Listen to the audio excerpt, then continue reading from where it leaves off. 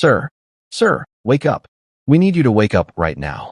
The hand shaking his shoulder was insistent, almost desperate. Caleb Morrow opened his eyes slowly, the fog of exhausted sleep clinging to his consciousness like morning mist over still water. For a moment, he did not know where he was, just that something was wrong. Then everything came back. The plane. The red-eye flight from Seattle to Chicago. His daughter Sophie asleep against his shoulder, her small hand still clutching the corner of his leather jacket like a security blanket. The drone of the engines. The recycled air. The uncomfortable seat that had somehow become comfortable enough for sleep after 37 hours of driving, packing, and saying goodbye to the life they were leaving behind. He blinked, focusing on the flight attendant standing over him. She was young, maybe 25, and her face was pale with something that looked dangerously close to terror. What is it? His voice came out rough, thick with sleep. What is wrong? Sir, I need you to come with me. Immediately. Her voice was low, meant only for him. The captain needs to speak with you. Caleb looked at Sophie, still sleeping peacefully despite the commotion. 6 years old. Hair the color of honey. Face so much like her mother's that sometimes looking at her was like staring at a ghost. I cannot leave my daughter. Sir, please. It is an emergency. Something in her voice made his blood run cold. He had heard that tone before, in briefing rooms before impossible missions, in radio transmissions from pilots who knew they were not coming home. It was the sound of someone trying to maintain control while everything around them fell apart. He gently shifted Sophie off his shoulder and onto the empty seat beside them. She stirred but did not wake. He covered her with his jacket and stood, his 6'2" frame unfolding stiffly from the cramped economy seat. The passengers around him were starting to notice. Whispers rippled through the cabin like wind through tall grass. He could feel their eyes on him, taking in the worn leather vest, the faded tattoos covering his forearms, the beard that had grown too long during the chaos of the past month. He knew what they saw. A biker. A rough man. Someone who belonged on a highway, not in a conversation with the captain of a commercial aircraft. They had no idea who he really was. If you are not already subscribed, you need to hit that button right now. Turn on notifications. Because what happens next is going to change everything you think you know about this man and this flight. The flight attendant led him through the first-class cabin, past passengers who pretended not to stare while definitely staring, and stopped at the reinforced cockpit door. She knocked in a specific pattern. 3 short, 2 long, 1 short. The door opened, and Caleb saw chaos. The first officer was slumped in his seat, unconscious or worse, his face gray and covered in sweat. A flight attendant was performing CPR, her movements frantic but competent. Medical equipment was scattered across the floor. And in the captain's seat, a man in his 60s with silver hair and steady hands was gripping the controls with white-knuckled intensity. Sir. The captain's voice was calm, but Caleb could hear the strain beneath it. My name is Captain Richard Holloway. I apologize for the abrupt summons, but we are in a situation. I can see that. Caleb moved into the cockpit, his eyes automatically scanning the instruments the way he had been trained to do thousands of flights ago. Altitude 37,000 feet. Airspeed normal. No warning lights, except the one flashing on the autopilot panel. What happened? First Officer Chun collapsed approximately 8 minutes ago. Suspected stroke or heart attack. We have a doctor on board working on him, but he is unresponsive. Captain Holloway's jaw tightened. That is problem number 1. And problem number 2? Approximately 4 minutes before Chun collapsed, we received a warning from the flight management system. There is a failure in the autopilot. I can fly this aircraft manually, but he paused, and for the first time, Caleb saw fear in his eyes. But there is something else. Something the passengers do not know. Tell me. 3 hours ago, I started experiencing symptoms. Blurred vision. Numbness in my left arm. I have been managing it, but he looked at Caleb with the honesty of a man who knew he was running out of time. I do not know how much longer I can stay conscious. And if I go down, there is no one on this aircraft qualified to land it. Caleb felt the world narrow to a single point. You need a pilot. I need a combat pilot. Holloway's eyes were locked on his. Someone who can fly through anything. Someone who can land a damaged aircraft in conditions that would kill a normal pilot. He paused. I reviewed the passenger manifest when Chun went down. I was looking for anyone with aviation experience. Military personnel. Retired pilots. Anyone. And you found me. I found a name I recognized. Holloway's voice dropped. Lieutenant Commander Caleb Morrow. Naval Aviator. Call sign Spectre. Flew F divided by a -18S in 3 combat tours. Logged over 4,000 hours in some of the most dangerous conditions on Earth. And according to your service record, which I had our company pull while you were sleeping, you were considered one of the best pilots in the entire Pacific Fleet. Caleb was silent. The record also says you retired 6 years ago. Gave up your wings. Walked away from everything. Holloway met his eyes. I need to know why, Commander. Because I am about to put the lives of 247 passengers in your hands, including your daughter.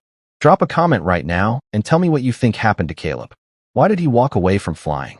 I want to hear your theories because this story is about to take a turn you never saw coming. Caleb looked through the cockpit windshield at the endless darkness outside, 37,000 feet above the Earth. Stars glittering like scattered diamonds against black velvet. A view he had once loved more than anything in the world. Before everything changed. My wife died. The words came out flat, stripped of emotion by years of practice. 6 years ago, Sophie was 3 months old. Emma, her mother, was supposed to be on maternity leave, but there was a crisis at her hospital, and she went in for 1 shift. 1 shift. He paused, the memory still sharp despite the years. A patient's family member came in with a gun. Active shooter situation. Emma was in the emergency room when it started. His voice cracked almost imperceptibly. She protected 3 nurses and 2 patients by putting herself between them and the gunman. She took 4 bullets. She died before the SWAT team breached the door. Captain Holloway was silent, his face grave. I was on deployment when it happened. 12,000 miles away, flying missions over the South China Sea. By the time I got home, she had been dead for 3 days. Caleb's jaw tightened. I had a 3-month-old daughter who had just lost her mother. And I realized something. What? That I had spent my entire adult life being willing to die for my country. For my squadron. For the mission. But I had never thought about who I needed to live for. He met Holloway's eyes. So I resigned my commission. Gave up my wings. Walked away from the only life I had ever known. Because Sophie needed a father who would come home every night. Not a hero who would leave her an orphan. And the flying? I have not been in a cockpit since the day I signed my discharge papers. Caleb's voice was heavy. 6 years. I do not know if I still have it. Captain Holloway nodded slowly, absorbing the story. Commander Morrow, Caleb, I understand why you walked away. And I am sorry for what you lost. But right now, I have 246 people on this aircraft who are going to die if I lose consciousness before we land. And I am telling you, as one man who has devoted his life to the sky to another, that you are the only chance they have. Caleb looked at the instruments again. Altitude stable. Airspeed steady. Everything fine for now. What exactly is wrong with the plane? The autopilot failure is the least of our problems. I can fly manually. Holloway grimaced. But about an hour ago, I noticed something in our fuel consumption. We are burning fuel faster than we should be. Much faster. I think we have a leak somewhere in the system. Not catastrophic, but steady. How much fuel do we have left? Enough to reach Chicago. Barely. Holloway paused. But that is if everything goes perfectly. No headwinds. No holding patterns. No complications. And right now, he gestured at the unconscious first officer and then at himself. Nothing is going perfectly. Caleb felt the weight of the decision pressing down on him. Every instinct he had developed as a combat pilot was screaming at him to take the controls. To do what he had been trained to do. To save these people. But another part of him, the part that had held Sophie as a newborn and promised her dead mother that he would always be there, was screaming something else. What if you fail? What if you crash this plane? What if you kill her? I need to think. His voice was barely a whisper. We do not have time for thinking. Holloway's voice was urgent now. I can feel myself slipping. The vision in my left eye is almost gone. I have maybe 30 minutes, maybe less, before I cannot fly at all. I need to know right now if you are going to help me or not. Caleb closed his eyes, and in the darkness behind his lids, he saw them. Emma, smiling at him from across a crowded room the night they met. Emma, dancing with him at their wedding, barefoot on the beach, laughing as the waves crashed around them. Emma, holding Sophie for the first time, tears streaming down her face, whispering that their daughter was perfect. And then another image. Sophie, sleeping peacefully in seat 8A, trusting her father to keep her safe. trusting him to bring her home. He opened his eyes. I will do it. Like this video right now. Smash that button. Because Caleb is about to step back into the cockpit for the first time in 6 years, and everything is on the line. Captain Holloway exhaled with relief. Thank you, Commander. Do not thank me yet. Caleb moved toward the first officer's seat, where the medical team had finally managed to stabilize Chun enough to move him to first class. I have been out of the cockpit for 6 years. This is a Boeing 737, not an F/A-18. The systems are completely different. The principles are the same. Flight is flight. Holloway began talking him through the controls, the autopilot override, the manual flight systems, the fuel management protocols. His voice was steady despite his deteriorating condition, the voice of a professional passing on crucial knowledge while he still could. Caleb listened, absorbed, his muscle memory slowly awakening after years of dormancy. He had forgotten how natural it felt to be in a cockpit, how the instruments spoke to him, how the aircraft became an extension of his body. He had forgotten how much he loved it. One more thing. Holloway's voice was weaker now. I need to make an announcement. The passengers should know what is happening. Standard protocol. Is that wise? Will not that cause panic? It might. But they deserve to know. Holloway reached for the intercom. And besides, they need to understand who is going to save them. Before Caleb could object, Holloway pressed the button and his voice echoed through the cabin. Ladies and gentlemen, this is your captain speaking. I regret to inform you that we have experienced a medical emergency in the cockpit. First Officer Chun has been incapacitated, and I myself am experiencing a medical situation that may affect my ability to continue flying the aircraft. The cabin erupted in gasps and murmurs. Even through the closed cockpit door, Caleb could hear the fear spreading like wildfire. However, I want to assure you that we have the situation under control. A passenger on board has volunteered to assist me in piloting the aircraft to a safe landing. This passenger is Lieutenant Commander Caleb Morrow, United States Navy, retired. He is a decorated combat pilot with over 4,000 hours of flight experience, and I have complete confidence in his abilities. Holloway paused, and when he spoke again, his voice carried a warmth that cut through the clinical professionalism. To the little girl sleeping in seat 8A, your daddy is going to bring you home. I promise. He released the intercom button and slumped back in his seat, exhausted by the effort. That was not necessary. Caleb's voice was rough. Yes, it was. Holloway managed a weak smile. Those people needed to know they are in good hands. And your daughter deserved to know that her father is a hero. I am not a hero. I am just a father who is about to risk everything to save his child and 200 other people. Holloway's eyes were closing. If that is not a hero, I do not know what is. Subscribe right now. Turn on notifications. Because part 2 is where everything goes wrong, and Caleb is going to face challenges that would break anyone else. You do not want to miss what happens next. Part 2. The storm within and without the first hour was almost peaceful. Caleb settled into the first officer's seat, his hands resting lightly on the yoke, feeling the subtle vibrations of the aircraft as it cut through the thin air at 37,000 feet. Captain Holloway remained conscious but fading, providing guidance when needed, watching Caleb's movements with the critical eye of a veteran evaluating a student. Your hands are steady. Holloway's voice was weak but approving. Most people would be shaking. I flew through anti-aircraft fire over the South China Sea. Turbulence does not scare me. What about the fuel situation? Caleb glanced at the fuel gauges, doing the calculations in his head. They had started the flight with enough fuel to reach Chicago with a comfortable reserve. But the leak, wherever it was, had eaten into that reserve steadily. They were now operating on margins that would make any commercial pilot nervous. We have options. We could divert to a closer airport.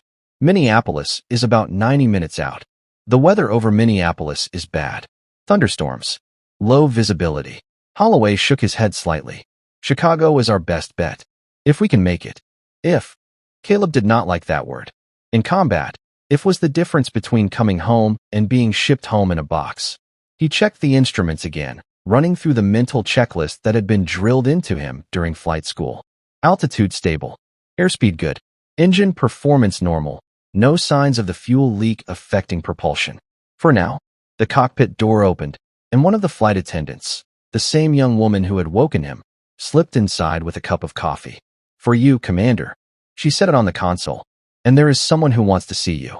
Before Caleb could respond, a small figure pushed past the flight attendant and launched herself at his arm.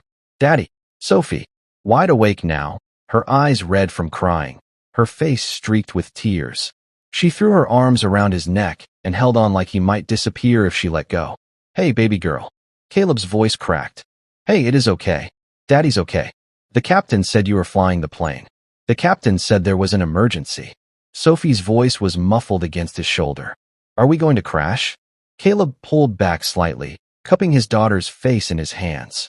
Those eyes, Emma's eyes, looked at him with a trust that was absolute and terrifying. No, sweetheart. We are not going to crash. Daddy is going to land this plane, and we are going to be fine. He smiled, forcing confidence he did not entirely feel into his voice. Have I ever broken a promise to you? Sophie shook her head slowly. Then trust me. Okay. Okay, Daddy.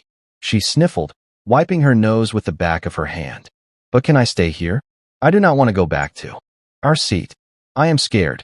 Caleb looked at Holloway, who nodded almost imperceptibly. You can stay, but you have to sit right here. He pointed to a small jump seat against the cockpit wall. And you have to be very quiet. Daddy needs to concentrate. Sophie nodded solemnly and climbed into the jump seat, strapping herself in with the competence of a child who had spent too many hours in car seats and airplane seats and waiting rooms. I will be quiet as a mouse. That is my girl. Drop a comment right now and tell me what you are feeling. Tell me about Sophie. Tell me about Caleb. I want to hear from you because this story is about to get much, much more intense. The piece lasted exactly 17 more minutes.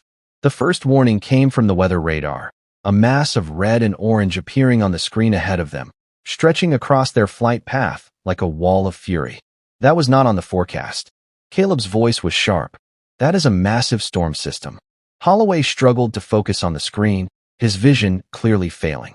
Must have developed in the past hour. Spring storms, they come out of nowhere. Can we go around? Check the fuel. Caleb did. The numbers were not good. Flying around the storm would add at least 45 minutes to their flight time. With the fuel leak, they did not have 45 minutes to spare. Going around is not an option. Then we go through. Caleb felt his stomach tighten. Flying through a thunderstorm in a commercial aircraft was not the same as threading an F/A-18 through a combat zone. The 737 was bigger, heavier, less maneuverable. It could handle turbulence, but a direct hit from a storm this size could tear them apart. There has to be another option. A different route. Something. There is one. Holloway's voice was fading. You go over. Over. The storm tops out around 42,000 feet. This aircraft is certified to fly at 41,000. If you push it, really push it, you might be able to get above the worst of it. Might. It is not guaranteed, but it is better than flying straight through. Holloway's eyes were closing. Commander, I am sorry. I cannot stay awake much longer. You are going to have to make this decision on your own. Captain, you have the aircraft. Holloway's voice was barely a whisper now. Bring them home, Spectre. And then he was unconscious, slumped in his seat, his breathing shallow but steady. Caleb was alone. He looked at Sophie, who was watching him with wide, frightened eyes. He looked at the storm looming ahead, a monster of wind and lightning waiting to swallow them whole. He looked at the fuel gauges ticking steadily downward. And he made his choice. Ladies and gentlemen, this is Commander Morrow. He pressed the intercom button, his voice steady despite the fear coiling in his chest. Captain Holloway has lost consciousness due to his medical condition. I am now the sole pilot of this aircraft. He paused, letting that sink in. We are approaching a significant storm system. To avoid the worst of the turbulence, I am going to take us to a higher altitude than normal. This may cause some discomfort, the cabin pressure will change, and the ride may get rough. I need everyone to return to their seats immediately and fasten their seatbelts securely. He released the button and turned to Sophie. Baby girl, I need you to hold on tight. It is going to get bumpy. Sophie nodded, her small hands gripping the straps of her harness. Caleb turned back to the controls, took a deep breath, and began the climb. Like this video right now if you are on the edge of your seat. Smash that button, because what happens next is going to push Caleb to his absolute limits. The aircraft groaned as it fought for altitude. Caleb pushed the throttles forward, feeling the engines surge with power, watching the altimeter climb. 38,000, 39,000, 40,000. The 737 was not designed for this kind of ascent. He could feel the strain in every vibration, every creak of the airframe. Come on, he muttered. Come on, baby. Just a little higher. 41,000 feet. The certified ceiling.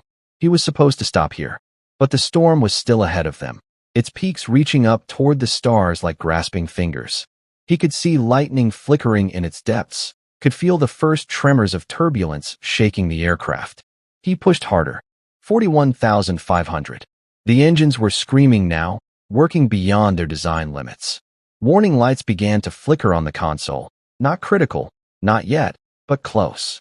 42,000 feet. The aircraft broke through the top of the storm. And for one perfect moment, Caleb saw something he had not seen in 6 years. The stars, endless, brilliant, scattered across the dome of the sky like diamonds on black velvet. Below them, the storm raged, a carpet of churning clouds lit from within by constant lightning. But up here, above it all, there was only peace. Daddy, look. Sophie's voice was filled with wonder. It is so pretty. Caleb allowed himself a small smile. Yeah, baby, it is. But the peace did not last. A shudder ran through the aircraft. Not turbulence, something else. Something mechanical. Caleb's eyes snapped to the engine instruments, and his blood ran cold. Engine number 2 was overheating. The strain of the climb, combined with the reduced air pressure at this altitude, was pushing it beyond its limits. If it failed, another shudder. More warning lights. The temperature gauge climbing toward the red zone. No, no, no. Caleb's hands flew across the controls, adjusting fuel flow, reducing thrust on the struggling engine. Come on, stay with me. The engine temperature stabilized. Barely, but they were not out of danger. They were flying at an altitude that was slowly killing the aircraft, burning through fuel they could not spare, with one engine threatening to fail at any moment. He had to get them down. But below them was still the storm. Commander Morrow? A voice crackled through the radio.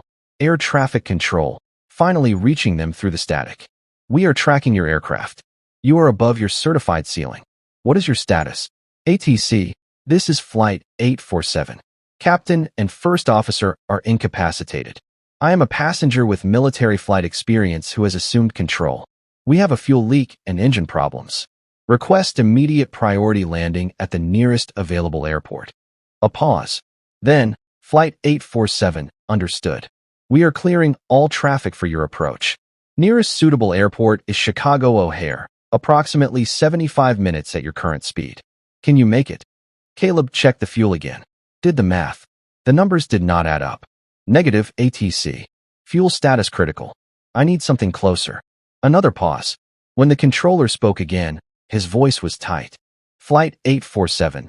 The closest airport with a runway long enough for your aircraft is Rockford, Illinois. 43 minutes out. But they are experiencing heavy weather, rain, wind, reduced visibility. Approach will be extremely challenging. Caleb looked at the fuel gauges, at the struggling engine, at his daughter, strapped into the jump seat, watching him with absolute trust. Copy that, ATC. Diverting to Rockford.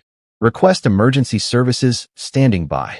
Roger, Flight 847. Emergency services will be ready. Good luck, Commander. The radio went silent, and Caleb began the slow, careful descent back into the storm. Subscribe right now if you want to see how this ends. Turn on notifications, because Part 3 is where everything comes together. The landing, the reunion, and a moment that will stay with you forever. Part 3. Bringing them home. The descent was brutal. As the aircraft dropped back into the storm, the turbulence hit them like a physical assault. The 737 bucked and shuddered, thrown around by winds that seemed determined to tear it apart. Warning lights flashed across the console, engine temperature, fuel pressure, hydraulic systems, all screaming for attention. Caleb fought the controls with every ounce of strength and skill he possessed. His hands moved constantly, making micro-adjustments, anticipating the next gust before it hit. Every nerve in his body was focused on one thing: keeping the aircraft in the air long enough to reach Rockford. Daddy, Sophie's voice was small, frightened. Are we going to be okay? We are going to be fine, baby. Caleb did not take his eyes off the instruments. Daddy is going to get us down. I promise. But even as he said the words, He felt the aircraft lurch violently to the left. Engine number 2, the one that had been overheating, was failing. The temperature gauge spiked into the red, and then the engine died completely. Flight 847, we are showing you have lost an engine. ATC's voice was urgent. Confirm status. Confirmed, ATC. Engine number 2 is down. Attempting single-engine flight. Caleb's voice was calm, controlled, even as his heart pounded in his chest. Request updated vectors to Rockford. Flight 847, turn right heading 120. You are 31 minutes from the airport. 31 minutes. On one engine. In the middle of a storm. With barely enough fuel to make it. Caleb did the math again, adjusting for the reduced power. It was going to be close. Closer than anything he had ever attempted. Even in combat, even in training, even in his worst nightmares about what could go wrong in the sky. Ladies and gentlemen, this is Commander Morrow. He pressed the intercom button again. We have lost one of our engines, but the aircraft is stable and we are continuing to our destination. I need everyone to assume brace positions when I give the signal. Flight attendants, prepare the cabin for emergency landing. He released the button and focused on the task ahead. The storm was relentless. Rain hammered the windshield so hard he could barely see the instruments, let alone the world outside.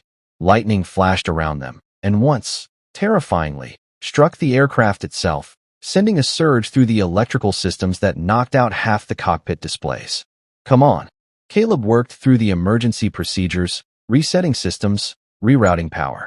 Come on, stay with me. The displays flickered back to life. The aircraft continued to fly. 22 minutes to Rockford. Go ahead and drop a comment right now. Tell me if you think they are going to make it. Tell me what you would do in Caleb's position. I want to hear from you because we are in the final stretch. The clouds began to break as they approached Rockford. Caleb caught glimpses of the ground below, wet farmland, scattered buildings, the ribbon of a highway cutting through the darkness. Somewhere down there was the runway. Somewhere down there was safety. Flight 847, you are 15 miles from the airport.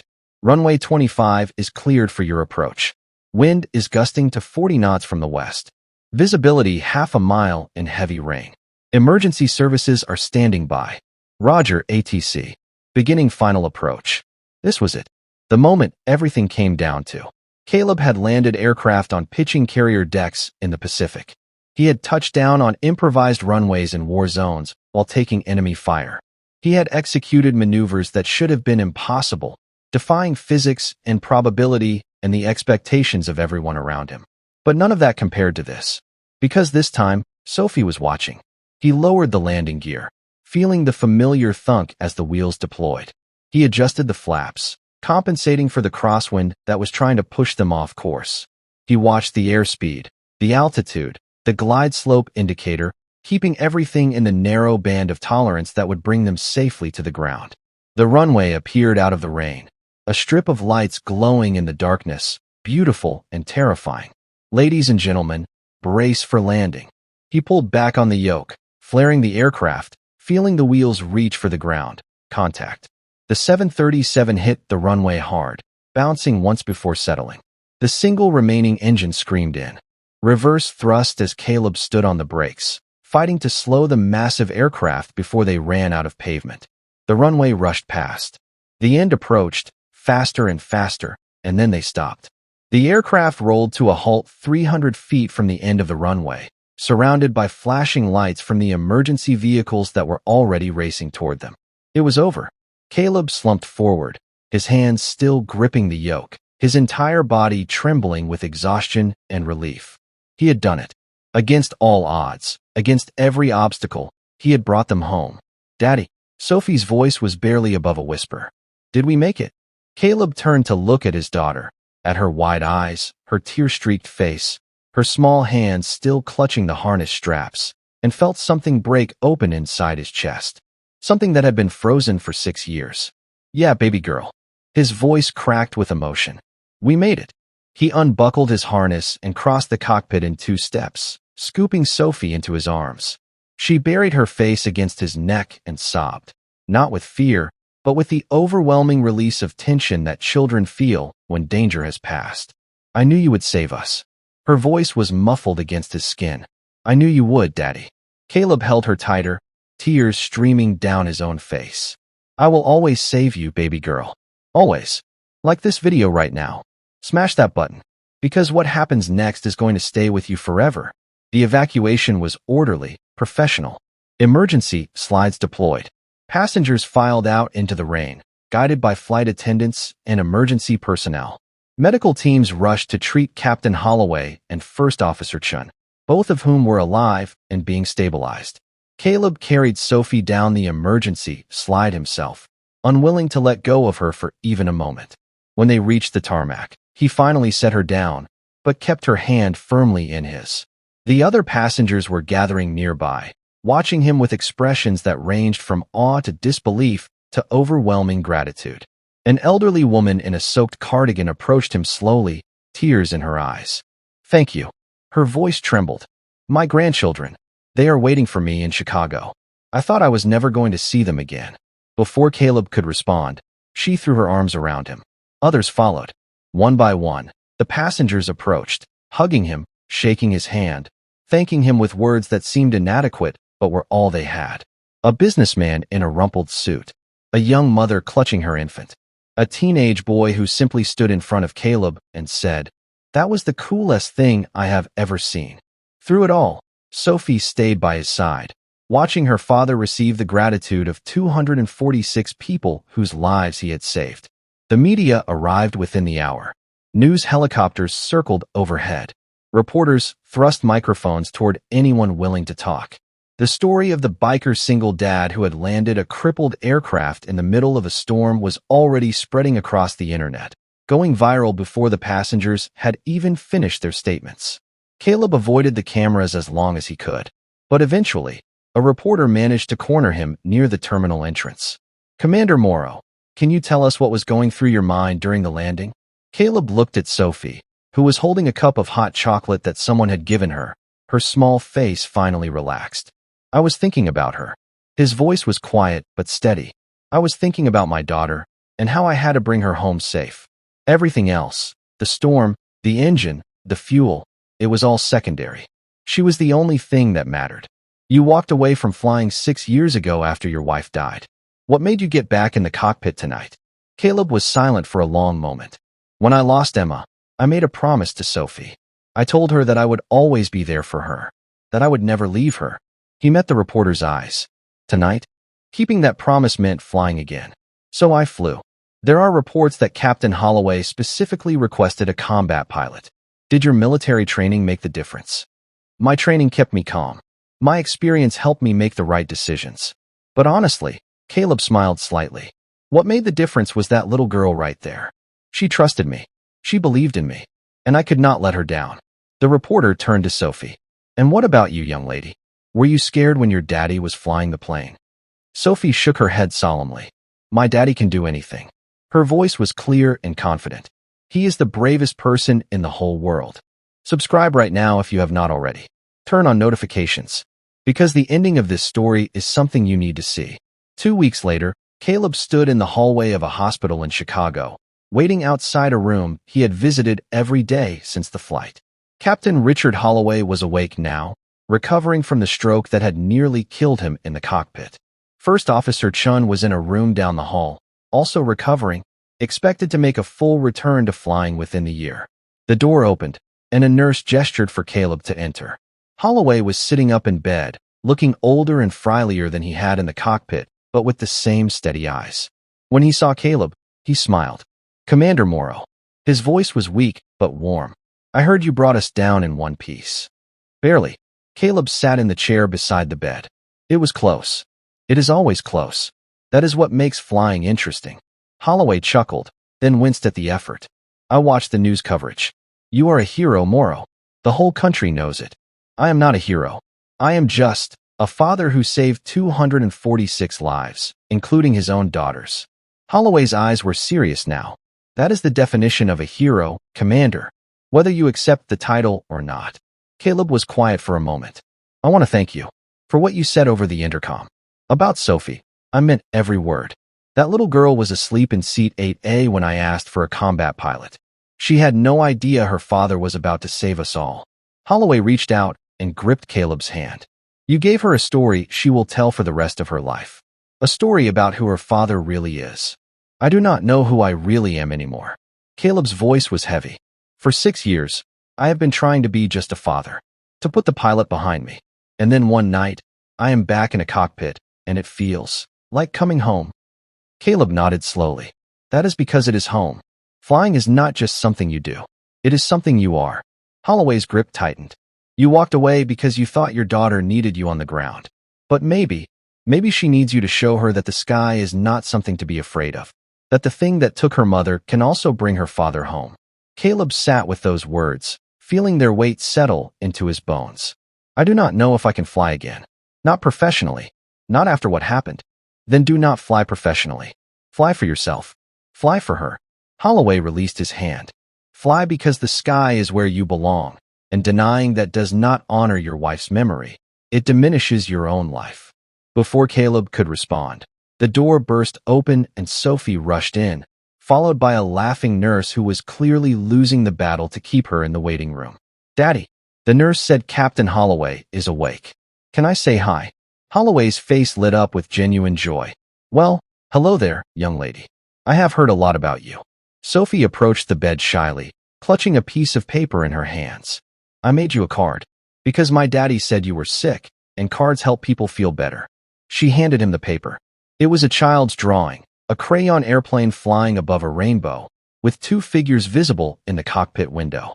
One was large, with a beard. The other was small, with pigtails. Beneath the drawing, in wobbly letters, Sophie had written, "Thank you for leading my daddy fly the plane." Holloway stared at the drawing for a long moment. When he looked up, there were tears in his eyes. This is the most beautiful thing anyone has ever given me. His voice was thick with emotion. I am going to frame it and hang it on my wall. Sophie beamed with pride. My daddy is a hero. She said it matter-of-factly, the way children say things they believe with absolute certainty. He saved everyone on the plane. Even you. Yes, he did. Holloway looked at Caleb, and something passed between them. A recognition, an understanding, a bond forged in the most impossible of circumstances. Your daddy is a hero. Never forget that. 1 year later, the small airport outside Chicago was quiet on that Sunday morning, the kind of peaceful stillness that only comes when the world is taking a breath between moments. Caleb stood beside a Cessna 172, a single-engine aircraft that was nothing like the fighter jets he had once flown or the 737 he had landed in the storm. It was simple, reliable, beautiful in its simplicity. His aircraft now, the first one he had owned since leaving the Navy. Sophie climbed into the passenger seat, her face glowing with excitement. She was 7 now, a year older and a lifetime wiser, with her mother's eyes and her father's stubborn determination. Are we really going flying, Daddy? We really are. Caleb settled into the pilot's seat, running through the pre-flight checklist with the ease of muscle memory. You ready? I was born ready. He laughed, a sound that came easier now than it had in years. The engine roared to life. The propeller spun. Caleb taxied to the runway, received clearance from the tower, and pushed the throttle forward. The Cessna accelerated, lifted off, and climbed into the morning sky. Below them, the world fell away. The buildings and roads and complications of earthbound life shrinking until they were nothing but patterns on a canvas. Above them, the sky stretched endless and blue, filled with possibilities that Caleb had thought were forever closed to him. Daddy, look. Sophie pointed out the window. We are so high. We can see everything. Caleb looked at his daughter, at the wonder in her eyes, the joy on her face, the pure, uncomplicated happiness of a child discovering something magical, and felt something shift inside his chest. He had spent 6 years running from the sky, running from the person he used to be, convincing himself that being a good father meant abandoning the thing that made him feel most alive. But Sophie did not need a father who had given up his dreams. She needed a father who showed her that dreams were worth fighting for. You know what, baby girl? His voice was thick with emotion. What, Daddy? Your mama would have loved this view. Sophie smiled, a smile that was entirely Emma's, entirely her own, entirely perfect. Maybe she can see it, Daddy. Maybe she is watching us right now. Caleb looked up at the endless blue above them, at the sun streaming through the clouds, at the world stretched out beneath their wings. Yeah, baby. His voice was barely a whisper. Maybe she is. They flew for hours that morning, circling over the countryside, following rivers and highways and the invisible threads that connected one place to another. Caleb taught Sophie how to read the instruments, how to understand the wind, how to feel the aircraft respond to the slightest touch of the controls. And somewhere in the middle of it all, he realized something. He was not just a father anymore. He was not just a biker with a rough exterior and a broken heart. He was a pilot, a warrior, a man who had stared death in the face and brought 246 souls safely home. He was Caleb Morrow, call sign Spectre. And for the first time in 6 years, he was finally, completely, himself again. As the sun began to set and they turned toward home, Sophie reached over and took her father's hand. "Daddy." "Yeah, baby girl. Thank you for teaching me to fly." Caleb squeezed her hand, his heart full to bursting. "We're just getting started, sweetheart. We're just getting started." The Cessna descended through the golden light of sunset, its shadow racing across the fields below. And in the cockpit, a father and daughter flew toward home together, carried by the wind, guided by the stars, and bound by a love that no storm could ever break. That is the end of this story, and if you made it all the way here, I need you to do 3 things for me. First, hit that like button as hard as you possibly can. This story came from the deepest part of my heart, and your support means everything. Second, drop a comment and tell me what this story meant to you. Tell me about the heroes in your life, the ones who show up when everything is falling apart, the ones who never give up, the ones who bring you home. I read every single comment, and I want to hear your story. Third, subscribe and turn on notifications so you never miss another story like this one. I have so many more coming, and every single one is designed to touch your heart and stay with you long after it ends. Thank you for being here. Thank you for staying until the very end. Thank you for believing that heroes do not always wear uniforms. Sometimes they sit quietly in Seat 8A, waiting for the moment when the world needs them most. I will see you in the next one.